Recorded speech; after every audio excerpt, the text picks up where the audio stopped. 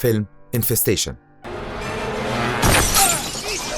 حشرات عملاقة بتغزو كوكب الأرض وبتحول البشر لهجين من الحشرات البشعة. فيلمنا بيبدأ بمشهد غريب جدا، بنشوف فيه ناس مرميين على الأرض ومتغطيين بشبك عنكبوت كثيف، وفي حشرات عملاقة بتعدي على البشر دول وبتقرصهم. بننتقل بعدها لشاب اسمه كوبر. كوبر كان ماشي بسرعة في الشارع عشان متأخر عن شغله، وفي نفس الوقت والده كان بيهزقه في التليفون لأنه كان معتبره فاشل ومخلي اسم العيلة في الأرض.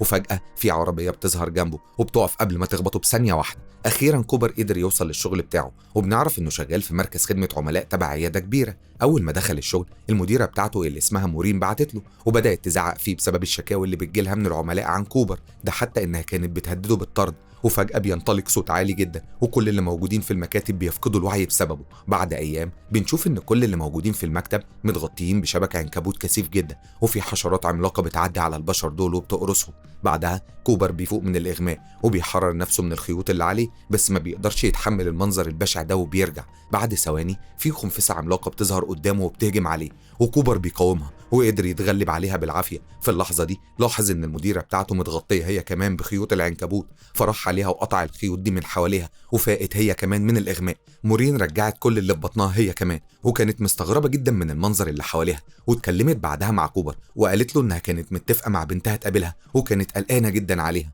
مورين وكوبر خرجوا من المكتب بتاعهم ولقوا إن كل الناس اللي موجودين في الشوارع متغطيين بخيوط العنكبوت هم كمان. ولحسن الحظ مورين قدرت تلاقي بنتها سارة، فكوبر جري عليها وبدأ يفوقها. سارة فاقت من الإغماء مش عارفة إيه اللي بيحصل لها، كل اللي هي شايفاه إن في راجل بيحاول يتهجم عليها، فرشت محلول حراق في عين كوبر عشان تدافع عن نفسها. وفجأة في دبور عملاق عدى من جنبهم وخطف مورين معاه. سارة بدأت تصرخ بس ما كانتش عارفة تعمل أي حاجة عشان تنقذ والدتها. في نفس الوقت كوبر كان بيعاني من حرقان في عينيه بسبب سارة، وكانوا عايزين يمشوا هما الاتنين بالعربية، بس في خنافس عملاقة تانية ظهرت في كل مكان. سارة وكوبر طلعوا يجروا بس لسوء حظهم خبطوا في سلة زبالة، واكتشفوا ساعتها إن الحشرات بتتلم على الصوت. فسارة شغلت إنذار العربية بتاعتها عشان تلم الحشرات وهربت هي مع كوبر. سارة وكوبر دخلوا جوه كافيه واستخبوا هناك، وجواه لقوا إن في ناس كتير متغطيين بخيوط العنكبوت. سارة كانت عايزة تحرر كل اللي موجودين، وكوبر عرضها وقال لها إنه مش ضامن رد فعل الناس لما تفوق هيكون عامل إزاي، بس سارة ما سمعتش كلامه وفوقت ولد اسمه هيوجو. هيوجو مسك سارة من رقبتها زي أندرتيكر أول ما فاق، وكوبر قال لها مش قلتلك أهو ده اللي أنا كنت خايف منه. كوبر حاول يضرب هيوجو، هيوجو اداله بالبوكس في وشه، واللي زاد الطين بلة إن في حشرة ظهرت وحاولت تعض كوبر. هيوجو ساب سارة من إيده وقتل الحشرة، وبعد ما سارة فاقت من اللي حصل معاها ما كانتش عايزة تستسلم وقررت تصحي كل اللي موجودين، وصحت فعلا عدد كبير منهم سيندي والبرتو وليتشي وروجر وبي جي وضابط شرطة كمان. كل اللي موجودين بدأوا يسألوا هيتصرفوا ازاي، وروجر اقترح عليهم انهم يركبوا في الشاحنة بتاعته ويتحركوا كلهم من هنا، بس سارة اعترضت على رأيه وقالت له ان الحشرات بتنجذب ناحية الصوت. روجر وبي جي طنشوا كلام سارة وخرجوا هما الاتنين بره الكافيه وركبوا الشاحنة واتحركوا بيها، ولسوء حظهم صوت المحرك جذب دبور كبير ناحيته، والدبور ده هجم على الشاحنة. بي جي نط من الشاحنة بسرعة وحاول ينجو بحياته، بس للأسف رجله اتكسرت والشاحنة داست عليه. أما بالنسبة لروجر فالحشرات أخدته وطارت، وفي حشرات تانية هجمت على باقي المجموعة. المعركة دي مات فيها ضابط شرطة هو كمان، وألبرت والد هيوجو اتقرص من حشرة في ظهره، بس لحسن الحظ القرصة كانت باين عليها إنها غير مؤثرة. في اللحظة دي الناجيين من المعركة كلهم هربوا ودخلوا مبنى عشان يستخبوا فيه، وليتش اقترحت عليهم إنهم يطلعوا فوق المبنى ويكتشفوا إيه اللي بيحصل. وهناك شافوا دخان كتير جدا لونه أحمر خارج من مكان معين، وفي حشرات كتير طايرة في الاتجاه المعاكس. كل اللي كانوا موجودين ما كانوش عارفين خطوتهم الجاية، وساعتها كوبر اقترح عليهم إنهم يروحوا لوالده، رجل عسكري متقاعد عنده ملجأ فيه كل المؤن اللازمة للمعيشة، بس كان لازم يمشوا له مسافة طويلة جدا، وباللي بيحصل ده ما كانوش ضامنين إن حد هيوصل عايش أساسا. في نفس الوقت في مجموعة من الحشرات طاروا من فوقهم. ليتشي راحت قدام الحشرات دي وشاورت بإيديها ليهم، بس الغريب إن الحشرات ما شافوهاش، وده معناه إن الحشرات دي عامية وبيقدروا يحددوا الفريسة بتاعتهم عن طريق الصوت بس. ليتشي اقترحت على المجموعة إنهم يستدرجوا واحدة من الحشرات دول ويدرسوها عشان يفهموا أكتر عن الحشرات ويعرفوا إزاي يواجهوها، وفعلا عملوا خطة واستدرجوا خنفسة عملاقة ناحية راديو وحبسوها في الأوضة. دلوقتي الموضوع اتطور مع ليتشي وبقت عايزة تستحلب سم الحشرة عشان تحلله وتكتشف مضاد ليه. طبعا كل اللي كانوا موجودين رفضوا الفكرة، بس غيروا رأيهم بعدها واستخلصوا السم فعلا من الخنفسة، وقعدوا كلهم يستنوا نتيجة التحاليل اللي ليتشي بتعملها. في الوقت اللي قاعدين يستنوا فيه بدأوا يتكلموا مع بعض ويحاولوا يفتكروا ايه اللي حصل لهم قبل الكارثة دي. كل اللي كانوا موجودين قالوا ان كان في صوت عالي جدا مجهول المصدر واغمى عليهم كلهم بسبب الصوت ده. بعد دقايق ليتشي خرجت ليهم بنتيجة التحاليل وقالت لهم ان السم ده فيه مسكن ما بيخليش الضحية تحس بأعراضه، وفي انواع خاصة من البروتينات وكمان غاز لونه احمر زي اللي شافوه من على سطح المبنى. بعد ما ليتشي قالت لهم نتيجة التحاليل، قرروا كلهم انهم هيقعدوا في المبنى الليلة دي وهيروحوا تاني يوم على بيت ابو كوبر. قبل النوم كوبر حاول يفتكر هو شاف سارة فين قبل كده، لان وشها مقلوب بالنسبة له، بس ما قدرش يوصل لحاجة وما عرفش ينام من التفكير. فقرر يروح للمطبخ وياكل اي حاجة، وهناك سيندي ظهرت قدامه وقالت له انها مذيعة، وطلبت منه يروحوا للاستوديو اللي هي شغالة فيه، بس هيروحوا هناك لوحدهم ويرجعوا هما الاتنين الصبح. وكمان اعترفت لكوبر انها معجبة بيه، بس كوبر رفض العرض بتاعها. غبي قوي كوبر. تاني يوم المجموعة صحيوا على صوت عالي جدا جاي من أوضة الخنفسة، وساعتها ألبرت دخل الأوضة وقتل الخنفسة قبل ما تلم أصحابها. كل اللي كانوا موجودين كانوا خايفين، وقرروا كلهم إنهم يمشوا من المكان ده قبل ما الحشرات تتلم عليهم. بس ليتشي ما كانتش موافقة، وكانت عايزة تفوق أكبر عدد من الناس، لأنها مقتنعة إنهم مش هيقدروا يواجهوا الحشرات بالعدد القليل ده.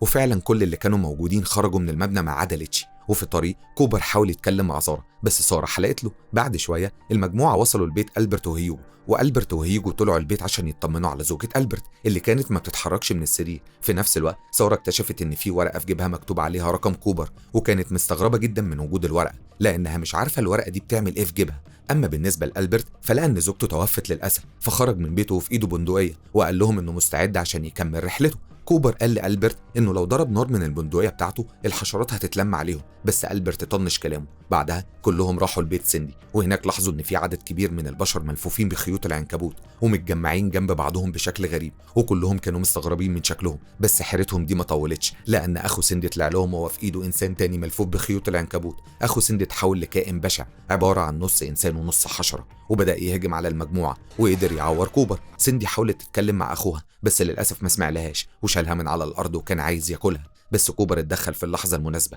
وقدر ينقذ سيندي. سيندي اتحايلت عليه عشان ما يقتلش أخوها، بس للأسف أخوها اتحول لوحش وكان عايز يقتلها. فألبرت وهيوجو تعاونوا مع بعض وغزوا شوكة كبيرة في قلبه. بعد اللي حصل كل المجموعة دخلوا البيت سيندي لأنهم كانوا خايفين، وألبرت اتأكد من إن كل الأبواب والشبابيك مقفولين. وسارة بدأت تعالج جروح كوبر. في الوقت ده الاتنين بدأوا يتكلموا مع بعض ويقربوا أكتر. بعد دقايق ألبرت دخل الحمام وبدأ يرجع كل اللي في بطنه، وده معناه إن السم بدأ يعمل مفعوله. فراح لسارة بعدها وطلب منها إنها تاخد بالها من هيوجو زي ما بتاخد بالها من كوبر. سارة كانت متفاجئة من طلب ألبرت بس وافقت على اللي هو عايزه. لما الليل جه كوبر كان عايز ينام، بس فجأة سيندي دخلت عليه وقلعت هدومها وكانت عايزة تجره للرذيلة، بس كوبر زقها بعيد وقال لها إحنا في إيه ولا إيه. ساعتها سيندي حست بالإهانة وخرجت بره الأوضة. تاني يوم الصبح المجموعة كملوا الرحلة بتاعتهم من تاني، وسارة قالت لهم إن الدخان ده طالع من عش الحشرات، وكانت عايزة تروح هناك لأنها متأكدة إن مامتها موجودة في العش. في اللحظة دي في مجموعة من الدبابير كانوا طايرين من فوقهم، والمجموعة سكتوا كلهم واستخبوا منهم عشان ما يشوفوهمش.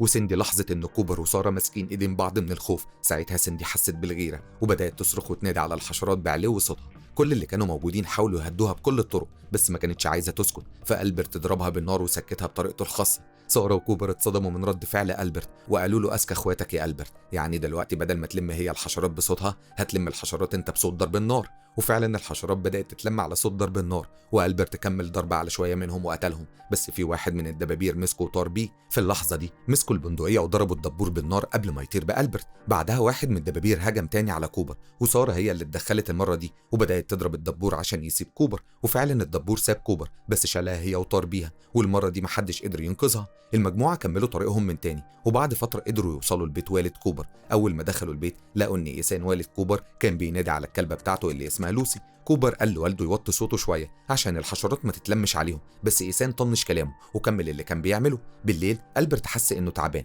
وفجأة سنته وقعت من بقه، وبعدها بوقت قصير ألبرت اتحول لنفس الكائن البشع اللي أخو سندي اتحوله. ألبرت المتحول هجم على كوبر، وهيوجو ابنه ظهر عشان ينقذ كوبر وضرب والده بالنار، وبعد ما قتله وقع على الأرض يبكي على اللي حصل له، وقال إن والده هو اللي أمره يقتله لو اتحول. في حشرات تانية جم على صوت ضرب النار، ووالد كوبر قتل واحد منهم وخد هيوجو وكوبر ونزلوا للملجأ بتاعه. بس وهم في الطريق قابلوا الكلبة لوسي، بس لقوها متحولة لكائن أبشع من ألبرت. إيسان رمى لوسي اللعبة بتاعتها وقدر يهرب منها ومن الحشرات الباقية، ونزلوا كلهم للملجأ. وأول ما نزلوا تحت إيسان طفى النور وقال لهم تصبحوا على خير. كوبر بدأ يستعيد ذكرياته وافتكر المرة اللي كان رايح فيها الشغل متأخر وخبط في العربية، واكتشف إن سارة هي اللي كانت سايقة العربية اللي خبطته، وادالها رقمه عشان لو كسر العربية ولا حاجة. طبعا ده كان عذر أهبل عشان يديها رقمه، وده برضه بيوضح الرقم ده وصل لجيب سارة إزاي. كوبر صحي على صوت إيسان وهو بينادي عليه، وعلى الفطار إيسان قال لهم إن مفيش أي رسائل حكومية مبعوثة عن طريق الراديو، وده معناه إن مفيش حد عايش تقريبا غيرهم. إيسان ادى لهيوجو وكوبر لبس جيش وقال لهم إنهم هيفضلوا هنا في الملجأ لحد ما الموضوع يتحل.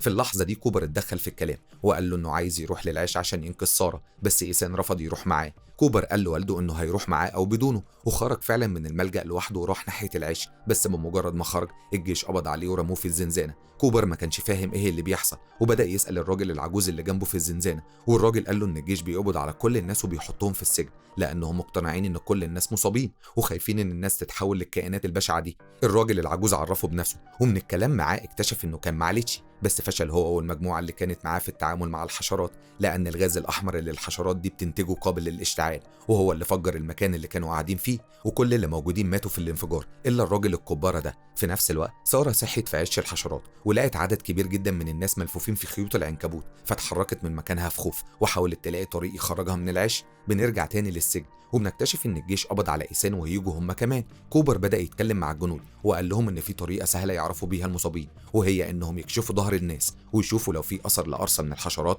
الجنود بدأوا بإيسان واكتشفوا فعلا ان في علامة قرصة. ساعتها الجنود وإيسان بدأوا يضربوا على بعض نار، وفي نفس اللحظة الراجل العجوز اللي كان في الزنزانة اتحول لحشرة بس اتقتل في لحظتها. إيسان ضرب نار على الجنود وقدر يهرب من المكان اللي هو فيه، بس قبل ما يهرب خد من هناك الأسلحة اللي هتفيده حبة من المتفجرات. في نفس الوقت في العيش سارة كانت بتجري في كل مكان وهي خايفة، وكانت بتحاول تستكشف طريق للخروج، بس من سوء حظها لقت ملكة الحشرات في وشها وهي بتبيض. كوبر وإيسان وهيوجو كملوا الرحلة بتاعتهم ناحية عش الحشرات، وفي الطريق بدأ يشرح لابنه ازاي يتقرص من الحشرات. إيسان كان بيحاول ينقذ كلب الجيران من خيوط العنكبوت، بس لما الكلب فاق بدأ يهوهو بصوت عالي، وهوهوته دي جذبت الحشرات ناحية إيسان. هو صحيح قتل عدد كبير منهم بس اتقرص في الآخر. إيسان وكوبر وهيوجو وصلوا أخيرا لمكان الدخان، وهناك شافوا عش الحشرات البشع وحواليه عدد كبير من الحشرات، بس ده ما هزش في إيسان شعرايه وكان عايز يقتحم المكان ويدمره كله. بننتقل تاني لسارة وبنشوفها وهي واقفة مرعوبة قدام الملكة اللي بتاكل البشر الملفوفين في خيوط العنكبوت. سارة ما تحملتش المنظر وقررت تهرب من المكان ده في أسرع وقت، بس وهي خارجة في طفل متحول شافها وصرخ بصوت غريب جدا وعالي ولم كل الحشرات عليه. بنرجع لإيسان من تاني وبنشوفه وهو بيرجع وتعبان، وفجأة هجم على هيوجو وضربه على راسه وأفقده الوعي، وربط ابنه كوبر في شجرة لأنه ما كانش عايز حد يجي وراه للعيش، وكان عايز يدمره بنفسه لأنه كده كده اتقرص من الحشرات وهيتحول قريب. وفعلا إيسان راح لمدخل العش، بس في اللحظة دي هيوجو فاق من الإغماء بتاعه وحرر كوبر. كوبر راح للعش ورا والده بالرغم إنه أمره ما يجيش وراه، وفي العش سارة كانت مرعوبة من اللي هي شايفاه، وفجأة إيسان ظهر قدامها فضربته بالسكينة في إيده لأنها كانت فاكرة إنه حشرة. سارة اعتذرت لإيسان على اللي عملته، وإيسان قال لها ولا يهمك يا قمر، وبدأ يشرح لها طريق الخروج من العش. في الوقت ده سارة بدأت تبكي لأنها ما قدرتش تلاقي والدتها، فإيسان رد عليها وقال لها ولا يهمك يا أمورة، أنا هدمر العش كله باللي فيه. أول ما سارة عرفت إن إيسان ناوي يدمر العش قررت تاخده لمكان الملكة، وفعلا الاتنين وصلوا لمكان الملكة بس ما لقوش الملكة هناك. في اللحظة دي إيسان طلب من سارة إنها تخرج من العش، بس ما كانش يعرف إن الملكة كانت موجودة فوقه، فبدأ يضرب نار على الملكة بس للأسف كانت قوية جدا والرصاص بتاعه ما كانش بيأثر فيها. أول ما كوبر وهيوجو سمعوا صوت ضرب النار جريوا على مكان الملكة، وفي الوقت نفسه الملكة أطلقت صوت قوي جدا أثر على كل اللي حواليها، بس هيوجو الوحيد اللي ما تأثرش بالصوت لأنه ما كانش بيسمع، ومسك واحدة من المتفجرات ورماها ببق الملكة. بالسلامة يا قلبي. بعد لحظات إيسان سنته وقعت، وده معناه إنه على بعد لحظات من التحول، فأمر كوبر إنه يخرج من العش هو وهيوجو وسارة، وضغط على زرار التفجير، وطبعا بما أن الغاز الأحمر قابل للاشتعال فده زود القوة الانفجارية والعش اتفرتك 1000 حتة وكل الحشرات اللي فيه ماتت. كوبر فاق من الإغماء لقى نفسه في المستشفى، وحبيبته سارة كانت جنبه هي وهيوجو، ولما قام من مكانه سارة فتحت الشباك وسمع صوت العصافير بدل صوت الحشرات. وفي نهاية الفيلم بنشوف هيوجو وكوبر وسارة وهم بيحرروا الناس من خيوط العنكبوت، وأخيرا كوبر بيتشجع وبيطلب من سارة إنها تخرج معاه في موعد غرامي، بس فرحتهم دي ما دامتش لأنهم شافوا حاجة مخيفة جاية عليهم. وهنا بنكون وصلنا لنهاية فيلمنا. لو عجبك الفيلم ما تنساش اللايك والاشتراك عشان تتابع كل الأفلام الجديدة. سلام يا صديقي.